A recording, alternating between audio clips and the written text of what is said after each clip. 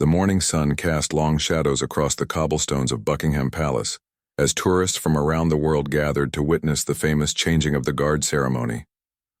Among the crowd stood Marcus Thompson, a 28-year-old royal guard who had served with distinction for 6 years. His black skin gleamed with pride as he maintained his stoic position. Rifle at his shoulder, bearskin hat perfectly aligned, embodying the centuries-old tradition of protecting the British crown. Marcus had always dreamed of this role since childhood. Growing up in Birmingham, he would watch documentaries about the royal guards and imagine himself standing in their polished boots. His journey to this position hadn't been easy. He had faced challenges and doubts from some who questioned whether someone who looked like him belonged in such a traditional role.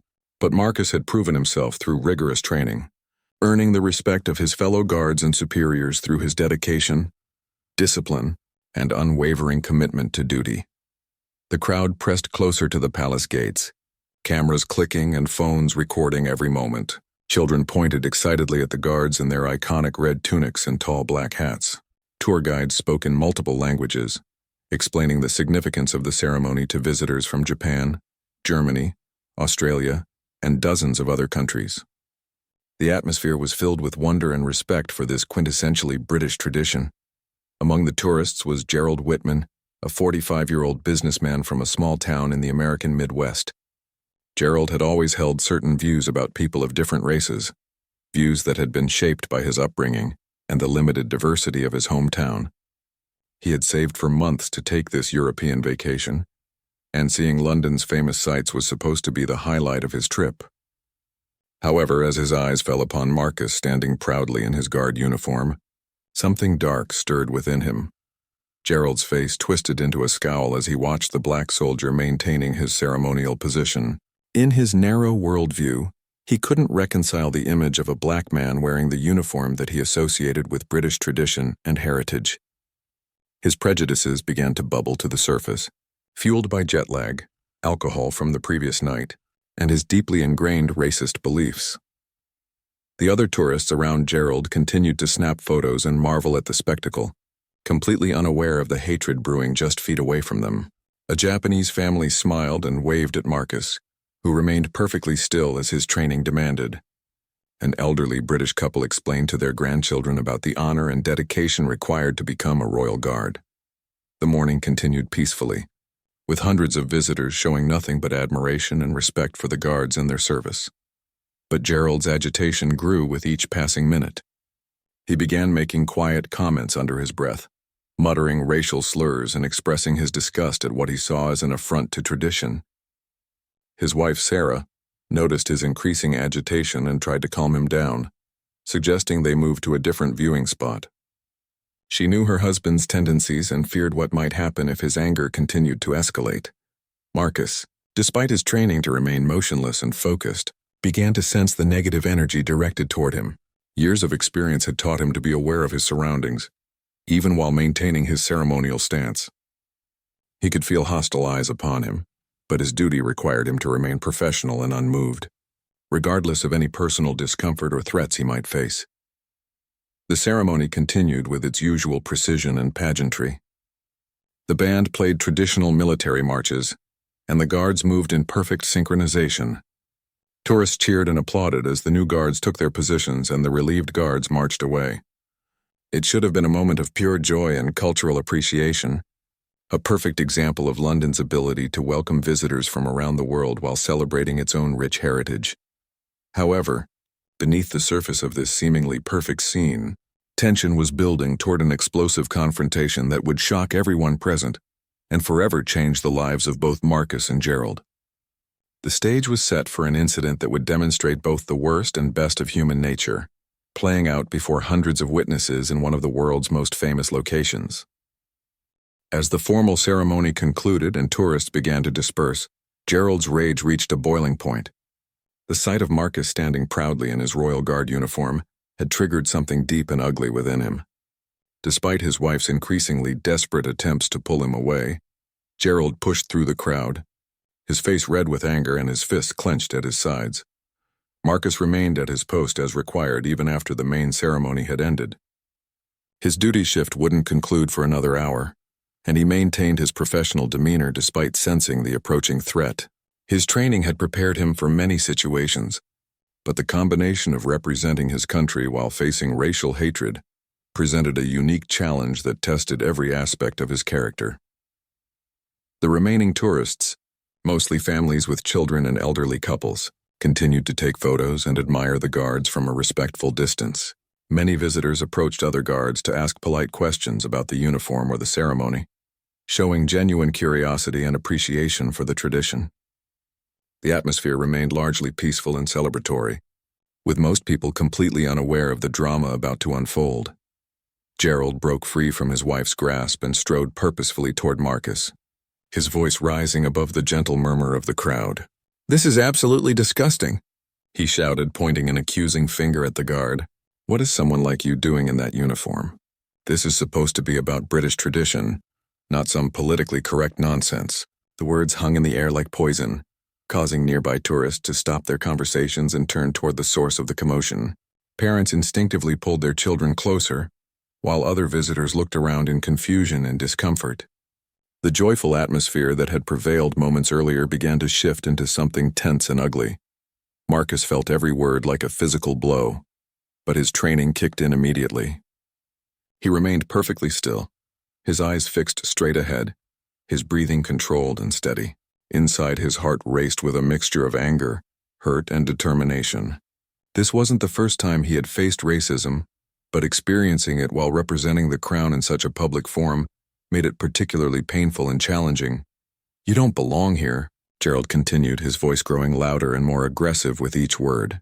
"This is our history, our heritage. They're just giving these positions away to anyone now, aren't they? Probably just to look good for the cameras and the liberal media." Sarah finally caught up to her husband, her face pale with embarrassment and fear. She grabbed his arm and tried to pull him away, whispering urgent pleas for him to stop and think about what he was doing. But Gerald was beyond reason now, completely consumed by his prejudices and the attention he was receiving from the growing crowd of onlookers. Several tourists began recording the incident on their phones, recognizing that they were witnessing something significant and disturbing. A German tourist started live streaming the confrontation, while a group of Australian visitors discussed whether they should intervene. The situation was escalating quickly, and everyone present could sense that something terrible was about to happen. Marcus's fellow guards, stationed at other points around the palace, began to take notice of the disturbance. While they couldn't abandon their posts, they started communicating through subtle signals, alerting their supervisors to the developing situation. Palace security, always vigilant for potential threats, began moving closer to assess and respond to what was clearly becoming a serious incident. The verbal assault continued relentlessly as Gerald's inhibitions completely dissolved. He began using increasingly vile racial slurs, his words becoming more personal and vicious with each passing moment. The crowd around them grew larger, with some visitors expressing shock and dismay at what they were witnessing, while others simply stood frozen in disbelief that such hatred could be displayed so openly in such a revered location. Despite the growing chaos around him, Marcus maintained his composure with remarkable dignity and strength. His jaw remained set, his posture perfect, and his gaze unwavering. He was determined not to give this hateful man the satisfaction of seeing him break character or abandon his duty. Every fiber of his being wanted to respond, to defend himself, to show this racist tourist exactly what he thought of his ignorant words. But his commitment to his role and his country held him steady. The incident had now attracted the attention of palace officials and security personnel, who were rapidly developing a response plan. They recognized that this situation needed to be handled swiftly and decisively, both to protect their guard and to maintain the dignity of the institution he represented. The stage was set for Gerald to discover that his actions would have consequences far more serious than he had ever imagined. Gerald's verbal attack reached a horrifying crescendo as he stepped even closer to Marcus, now close enough that his spit landed on the guard's pristine uniform. The racist tourist seemed to feed off the crowd's shocked attention, his voice growing more venomous and his gestures more aggressive. He began making threats, suggesting that people like Marcus didn't deserve to wear the uniform and should be removed from their positions. The crowd of onlookers had grown to nearly 50 people, creating a semicircle around the confrontation. Many tourists looked horrified and ashamed to be witnessing such a display of hatred. A British family with teenage children used the moment as a teaching opportunity, quietly explaining to their kids why Gerald's words were wrong and hurtful. An elderly American veteran, visiting with his wife, shook his head in disgust, clearly embarrassed that someone from his country was behaving so poorly. Marcus felt sweat beginning to form under his heavy bearskin hat, but not from the London sun. The emotional weight of maintaining his composure while being subjected to such vicious racism was enormous. He thought about his parents, who had taught him to always take the high road when faced with prejudice. He thought about his fellow guards who had welcomed him as a brother regardless of his race. Most of all, he thought about the honor of his position and his duty to represent the best of British values, even in the face of the worst of human nature. Palace security had been monitoring the situation closely, and now they sprang into action. Detective Inspector James Morrison, a seasoned officer with 20 years of experience protecting the royal family and their residences, approached the scene with 2 uniformed constables. Morrison had seen many incidents over the years, but the blatant racism being displayed in such a public forum, directed at one of the guards under his protection, made his blood boil. "Sir, I'm going to need you to step back and lower your voice," Morrison said firmly to Gerald, his authority unmistakable despite his calm tone. "You're creating a disturbance and harassing one of Her Majesty's guards." Gerald spun around to face the detective, his face still flushed with anger and righteousness. "I have every right to express my opinion," he shouted, completely misunderstanding the gravity of his situation. "This is supposed to be a free country, isn't it? I'm just saying what everyone else is thinking but is too politically correct to say." Morrison's expression hardened as he listened to Gerald's justification. "Sir, you have the right to your opinions, but you do not have the right to harass, threaten, or abuse anyone, especially not while they're performing their official duties. I'm asking you once more to step away and calm down." The crowd watched this exchange with intense interest, many of them recording everything on their phones. Social media posts were already beginning to appear, with hashtags like racist tourist and stand with the guard starting to trend. The incident was rapidly becoming an international story, with people around the world expressing their support for Marcus and their disgust at Gerald's behavior. Sarah continued her desperate attempts to pull her husband away from the confrontation, tears streaming down her face as she realized how badly this trip had gone wrong. She could see the police officers, the cameras, and the disgusted faces of the other tourists. In her heart, she knew that their vacation was over and that her husband's actions were about to have serious consequences. "He doesn't belong there." Gerald continued to shout, now directing his anger at Detective Morrison as well. "You people have destroyed everything that made this country great. This is all just virtue signaling and political correctness gone mad." Morrison exchanged a look with his fellow officers, a silent communication that told them it was time to take decisive action. The detective had given Gerald multiple opportunities to de-escalate the situation, but the racist tourist seemed determined to dig himself into an even deeper hole. Meanwhile, Marcus continued to demonstrate remarkable strength and professionalism. Despite being the target of such vicious hatred, he maintained his ceremonial stance with dignity that impressed everyone present. Fellow guards who had arrived as backup looked on with a mixture of pride in their colleague and anger at the treatment he was receiving. An interesting dynamic began to emerge among the crowd of onlookers. What had started as shocked silence was gradually transforming into vocal support for Marcus. Tourists began applauding the guard's professionalism and restraint, with some even calling out words of encouragement. A group of schoolchildren on a field trip began chanting, "Thank you, guard," much to the delight of their teachers and other visitors. The contrast between Gerald's ugly hatred and the crowd's growing support for Marcus created a powerful visual that would soon be broadcast around the world. Here was a perfect example of how dignity and professionalism could triumph over bigotry and ignorance, even in the most challenging circumstances. Detective Morrison made his decision. Gerald had been given multiple warnings and opportunities to walk away, but instead had chosen to continue his racist tirade in front of dozens of witnesses and cameras. The time for patience had run out, and the consequences of his actions were about to become very real indeed. Detective Morrison stepped forward with the authority that comes from years of protecting one of the world's most famous landmarks.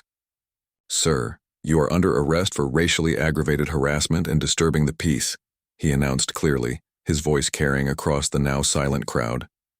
The transformation on Gerald's face was immediate and dramatic as the reality of his situation began to dawn on him. "What? You can't arrest me for having an opinion," Gerald sputtered, his aggressive confidence suddenly replaced by panic and confusion. "I'm an American citizen. I'm just exercising my right to free speech." His voice cracked as he looked around at the crowd of tourists, many of whom were still recording every word and gesture. Morrison remained completely professional as he began reciting Gerald's rights under British law. "You do not have to say anything, but it may harm your defense if you do not mention when questioned something which you later rely on in court. Anything you do say may be given in evidence." The familiar words of the British caution sent a chill through Gerald as he realized this wasn't just a warning or a request to leave. The crowd erupted in applause as the handcuffs clicked into place around Gerald's wrists. Tourists who had been silent witnesses to his racist tirade now felt safe to express their disapproval and their support for the guard who had endured the attack with such dignity. Children who had been frightened by the angry man's shouting now smiled and waved at Marcus, who remained steadfastly at his post. Sarah collapsed into sobs as she watched her husband being arrested in front of hundreds of people and countless cameras. She had known about his prejudices but had never imagined they would lead to something like this. The vacation that was supposed to be a celebration of their wedding anniversary had turned into a nightmare that would follow them for the rest of their lives. Marcus felt a wave of relief wash over him as Gerald was led away, but his professional training kept him focused on his duties. He had maintained his composure throughout the entire ordeal, never once breaking character or allowing the racist tourist to provoke him into an unprofessional response. His fellow guards looked at him with increased respect and admiration, recognizing the incredible strength it had taken to handle the situation as he did. As Gerald was escorted toward a waiting police van, he continued to protest his innocence and demand his release. "This is ridiculous. I didn't do anything illegal. I was just expressing my views." His complaints fell on deaf ears as Detective Morrison and his team had witnessed the entire incident and had no doubt about the criminality of his behavior. The crowd began to thin out as the immediate drama concluded, but many tourists lingered to express their support for Marcus and to process what they had witnessed. A group of American tourists approached one of the other guards to apologize for their countryman's behavior, emphasizing that his views didn't represent the majority of Americans. Their gesture was met with understanding and appreciation from the British officers present. News crews began arriving at the palace as word of the incident spread through social media and official channels. The story of the racist tourist attacking a royal guard was already making headlines around the world, with many outlets praising Marcus for his professionalism and condemning Gerald's hateful behavior. The incident was becoming a symbol of how dignity and duty could triumph over prejudice and ignorance. Meanwhile, Gerald found himself in the back of a police vehicle, still struggling to comprehend how quickly his situation had deteriorated. What had started as a morning of sightseeing had become a legal nightmare that would have consequences extending far beyond his vacation. The reality of British law was very different from what he had assumed, and his American citizenship provided no protection against the consequences of his actions. Detective Morrison reviewed his notes as the police van departed for the station. The case was straightforward with dozens of witnesses and multiple video recordings of the incident. Gerald's racist harassment had been public, prolonged, and completely unprovoked, making it an easy case to prosecute under Britain's strict anti-harassment laws. Back at the palace, Marcus continued his duty shift with renewed determination. The support he had received from his colleagues, the crowd, and even strangers on social media reinforced his belief that most people were good and decent. The racist tourist attack had been painful, but the overwhelming response of solidarity and respect had shown him that hatred like Gerald's was increasingly isolated and condemned by society. The incident was rapidly becoming more than just a single tourist's racist outburst. It was evolving into a powerful demonstration of how institutions and individuals could stand up to prejudice while maintaining their dignity and professionalism. The contrast between Gerald's ugly behavior and Marcus's noble response was resonating with people around the world, inspiring discussions about racism, respect, and the importance of treating all people with basic human decency. At the Westminster police station, Gerald sat in a stark interview room, his vacation clothes now wrinkled and his face pale with the growing realization of his predicament. The confident, angry tourist who had hurled racist abuse at Marcus just hours earlier was now a frightened man facing the British justice system. Detective Morrison entered the room with a thick file containing witness statements, video evidence, and documentation that would seal Gerald's fate. "Mr. Whitman, do you understand the charges against you?" Morrison asked, settling into his chair across from the detained tourist. "You're being charged under Section 5 of the Public Order Act for causing harassment, alarm, and distress, with racial aggravation. This is a serious criminal offense in the United Kingdom." Gerald's hands shook as he tried to process the legal terminology. "I want to call the American Embassy," he demanded, his voice much quieter than it had been at the palace. "Surely they can sort this out.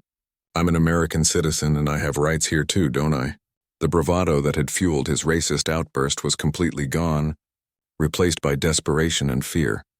Morrison explained that while Gerald could contact the embassy, they could not interfere with British law enforcement proceedings.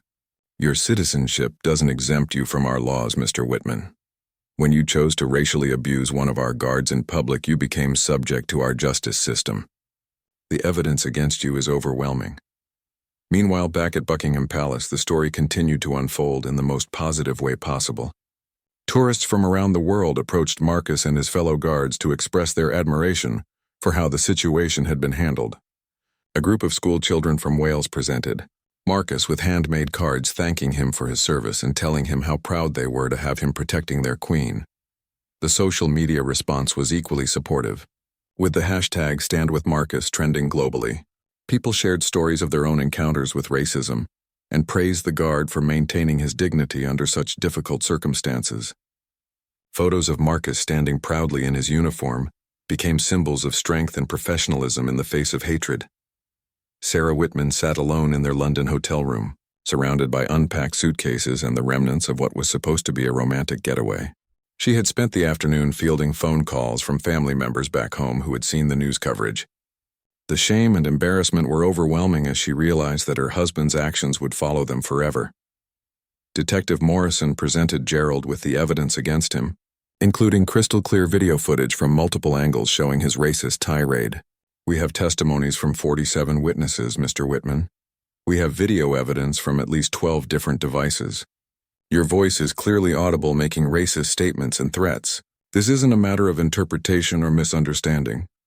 Gerald stared at the videos of himself, horrified to see how he appeared to others during his outburst. The angry, hate-filled face on the screen looked like a stranger to him now that his rage had cooled. "I didn't mean for it to go this far," he whispered, finally beginning to understand the magnitude of his actions. "I was just upset about seeing things change so much from what I expected." "Your intentions don't excuse your actions," Morrison replied firmly. "You subjected a serving member of Her Majesty's forces to racial abuse while he was performing his duties. You created a disturbance that frightened families and children. You brought shame upon yourself, your country, and your family. The law is very clear about this type of behavior." Back at the palace, Marcus was finally relieved from his duty shift, but the day was far from over. His commanding officer, Colonel Patricia Hendricks, called him into her office to debrief about the incident. "Guardsman Thompson, I want you to know that your conduct today was exemplary," she began, her voice filled with pride and respect. "You faced an extremely difficult situation with honor and professionalism." Marcus felt a mixture of relief and exhaustion as he sat down in the colonel's office. "Thank you, ma'am. I just did what my training taught me to do. I couldn't let that man's hatred make me forget my duty or my values." The weight of the morning's events was finally beginning to settle on his shoulders. Colonel Hendricks continued, "The palace has received hundreds of messages of support for you, and the Prime Minister's office has reached out to commend your handling of the situation. You've shown the world what it means to serve with dignity and grace, even under the most trying circumstances." Meanwhile, Gerald was learning about the British legal system's efficiency when it came to hate crimes. The Crown Prosecution Service had already reviewed the evidence and decided to proceed with formal charges. His court appearance was scheduled for the following morning, and his lawyer was explaining that given the overwhelming evidence and public nature of the offense, a guilty plea might be his best option. The contrast between the two men's situations could not have been more stark. Marcus was being celebrated as a hero and an example of the best values of service and dignity, while Gerald faced the prospect of a criminal conviction, hefty fines, and deportation back to the United States as a convicted racist. The choices each man had made during their brief encounter had set them on dramatically different paths that would affect the rest of their lives. The Westminster Magistrates' Court was packed with reporters and members of the public who had followed the story of the racist tourist attack. Gerald sat in the dock looking small and defeated compared to the aggressive figure he had cut at Buckingham Palace just 24 hours earlier. His lawyer had advised him to plead guilty, explaining that fighting the charges would be futile given the overwhelming evidence and would likely result in a harsher sentence. District Judge Margaret Thornton reviewed the case file with obvious displeasure at Gerald's behavior. The evidence was indeed overwhelming, with video footage clearly showing his racist abuse of Marcus and his aggressive behavior toward the police officers who had tried to calm him down. The judge had seen many cases of racist harassment, but few as public and shameless as this one. "Mr. Whitman," Judge Thornton addressed the defendant, "your behavior at one of our most revered national landmarks was absolutely disgraceful. You subjected a serving member of our armed forces to vile racist abuse while he was performing his duties with honor and distinction. You frightened families and children who were simply trying to enjoy a cultural experience. Your actions brought shame not only upon yourself but upon your country of origin." Gerald stood with his head bowed, finally understanding the full weight of his actions. The judge continued, "The fact that this incident was witnessed by dozens of people and recorded by multiple cameras means that your racist views and aggressive behavior have been broadcast around the world. You have become a symbol of everything that is wrong with prejudice and hatred in our modern society." The sentence was swift and comprehensive. Gerald was fined £3,000, given a 12-month conditional discharge, and ordered to pay compensation to Marcus for the distress caused. Most significantly, he was banned from entering the United Kingdom for 10 years and would be deported immediately after serving his sentence. His vacation had become a nightmare that would follow him for the rest of his life. As Gerald was led away to begin processing for deportation, Marcus was at the palace receiving a very different kind of attention. Representatives from the Ministry of Defense had come to personally thank him for his exemplary conduct, and he had received letters of support from around the world. The incident that had started as an attack on his dignity had transformed into a powerful demonstration of how professionalism and grace could triumph over hatred. Whitman packed their belongings with tears streaming down her face, knowing that their marriage might not survive the shame and consequences of her husband's actions. The man she thought she knew had revealed a side of himself that horrified her, and the public nature of his racist outburst made it impossible to pretend it had never happened. Their friends and family back home had seen the videos, and there would be no escaping the consequences. Detective Morrison wrapped up his paperwork on the case, satisfied that justice had been served quickly and appropriately. The incident had demonstrated that British law enforcement would not tolerate racist harassment, especially when directed at those serving their country. The swift arrest and prosecution sent a clear message that such behavior would have serious consequences regardless of the perpetrator's nationality. Marcus returned to his duties at the palace, but the incident had changed him in subtle ways.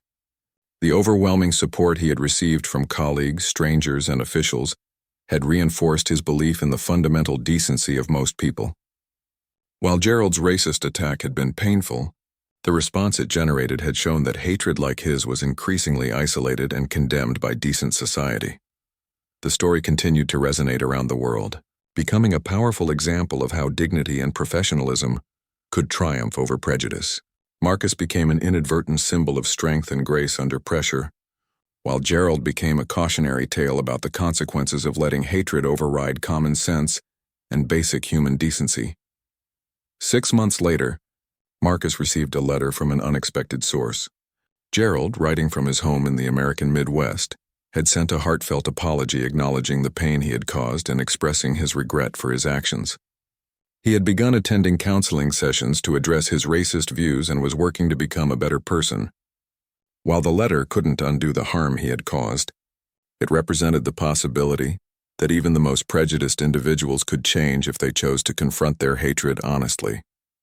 Marcus chose to respond to the letter with grace and forgiveness, writing back to encourage Gerald's efforts to change while making clear that racism had no place in civilized society. The exchange became another chapter in a story that had started with hatred but evolved into something more hopeful about humanity's capacity for growth and redemption. The incident at Buckingham Palace remained a powerful reminder that individual choices matter, that dignity and professionalism can triumph over hatred, and that society will rally to support those who stand up for what is right. Marcus continued his service with pride, knowing that he had represented the best values of duty and honor when faced with the worst of human nature. Gerald returned to America a changed man, forever marked by his actions but determined to spend the rest of his life making amends for his moment of racist rage.